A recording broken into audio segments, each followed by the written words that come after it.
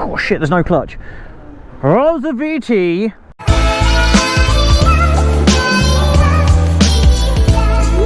Well then, check this bad boy out. This is the Zero FXS, Foxtrot X-Ray Sierra, 21 plate bike, as you can see. No, those chicken strips are not mine, and I plan to get some of that scrubbed off in the next 20 minutes. This bike belongs to Wheels Kawasaki Leicester. That's right, in Leicestershire, for all you Americans. They've let me have a go, kindly enough. This thing is nuts. Shall we go and ride it then? Yeah. I'm going to leave it in eco because I can pop it into sport on the fly, which is nice. So on the fly adjustment's good. My Aprilia Shiver struggles with that a little bit. You have to stop. You can do it at the lights, but you can't do it while you're on the move. I'm reaching for the clutch straight away. So straight, didn't even check my mirrors. That's good. 39%. That's not so good. So as you've seen, I've been out on this for a couple of minutes. So I've literally blasted it off the lights and out of a junction, and we've already lost 4% battery. So let's go. I think you'll agree, it looks cool as shit. It's a nuts looking bike, it really is. There's no clutch, dude. You can't pull the clutch in and you don't need to change down. Right, let's let this person go. Oh, fuck 'em. And there's no noise out of it. I don't know what the 0 to 60 time on this thing is, but in eco mode it's quick. This thing is a tiny beast. I've lost another percent. This is the problem with having, and you know, you're all going to say it and I'm going to say it too, this is the problem with having an electric bike. Doesn't have the battery power capabilities of a petrol engine with a tank. Like, I just pulled into that petrol station, I could have had 5 litres, 10 litres of fuel in that time. I couldn't have had 5% or 10% battery. Fucking hell, I'm seriously, the power in this thing is nuts. We're down to 37%. Okay, right, 40 miles an hour, we're not cruising at 40. I've got my motocross helmet on, so it might be a bit windy for you guys. I picked the wrong lid up this morning, so apologies for that. Nothing. Right, let's hit this mode button to get it in sport. Ready?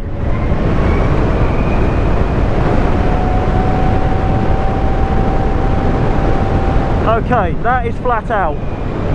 68, wouldn't go any further than that. It might be limited, I don't know anything about this bike. But what I do know is that the power out of this thing to get there is phenomenal. I'll be honest, it's probably faster than my Aprilia Shiver 750, which has got just short of 100 horsepower. Right, we're going to go 30 miles an hour in sport mode. Ready? 30 miles an hour, throttle on, ready, go. And that is 60 miles an hour. That's dual carriageway speeds. So can you overtake on this? Yes, no problem. Oh god. Are you going to run out of battery quickly? You damn straight you are. Right, let's see how this thing turns, shall we? We've got a roundabout, tyres are cold, no shifting down, which is so weird, no engine braking. Oh, you stupid slow ass bastards, get out of the way! I was on a test drive, fool! Oh, they've all got, right, where can I go? Keep it in sport. This might be the issue. This is probably why I still got all that crap on the tyres, because you can't actually get any speed up. Go on Audi, out you go, off you go. I've got to try not to wheelie this now. Car to my left is creeping. Yeah, good luck with that, dude.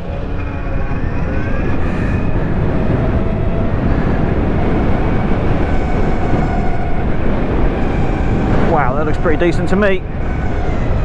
Anchors, yeah, they're pretty good. Yep, I can testify to the anchors being pretty good. Whew. Is it comfortable? Yeah, hell yeah, this is comfortable. I'm already uncomfortable on my bike by this stage. The speed out of this thing is just dirty. And because you're not changing gear... Oh, fucking hell! Woo-hoo-hoo-hoo!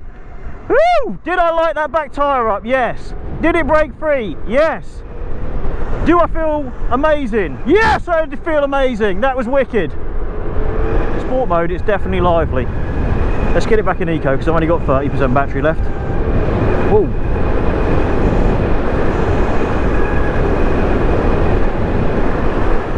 It is weird not having an engine note. But then, transversely, I guess, I need my engine note when I shift down. so I can hear the blip, so I can hear when to let the lever out. I mean, that's probably a load of bollocks, but it feels right. It sounds right in my head. But it's not something I'm missing. I really thought I'd miss it, and I'd be shifting down here, brum, brum, dropping it down, and people would know with my cans that I'm here. Yeah, they'd know I was there because I'd give it a little blip and they'd hear it. Get off my nose, whatever you are.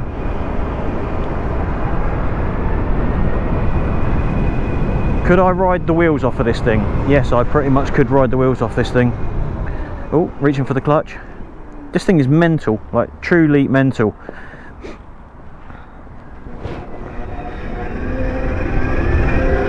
Oh, just went for the shifter.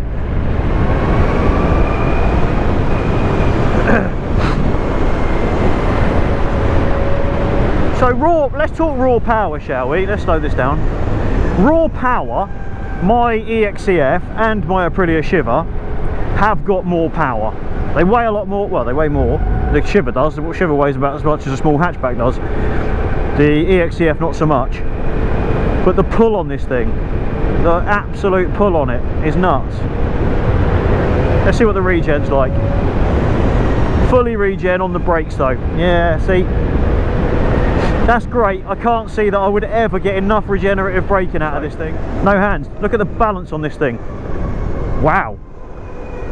That would be the nature of the motor, I would have thought, with the heavy mags in it.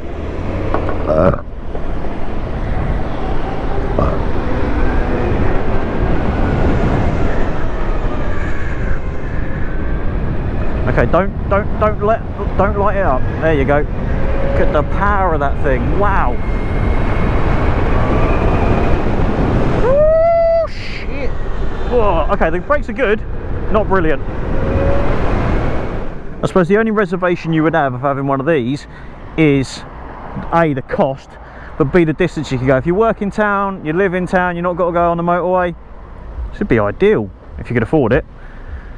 But they are expensive. I'll have a look. I'll probably put a link to where you can buy it from Wheels, this one particularly, in the description so that you can see just how much they are. But they are expensive. This is not a cheap bike. I mean, yeah, great, you're not going to have to pay for much on the way of servicing. I kid you not, right? That off the line there, in eco mode, the front wheel was coming up. Yeah, the front wheel was actually lifting slightly in eco mode. This is my favourite riding position of any bike I've ever been on. I have to say, ergonomically, this thing is perfect. It's the perfect distance from my arms, from my shoulders to the handlebars, from my arse cheeks to the pegs.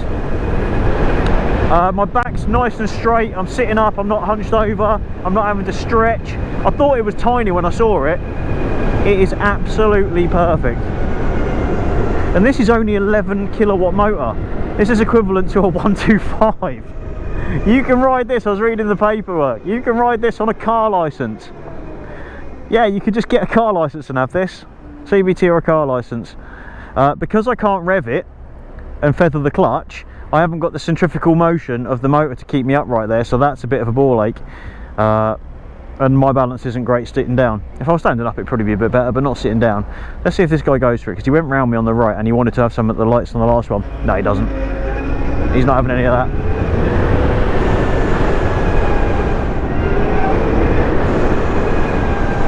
What a cracking bit of kit this is. Yeah, what an absolute hoot. This is me down to a T. It's a small light hooligan machine. If you just worked in town and wanted to blast it around town all day, it is spot on. Should I back it in?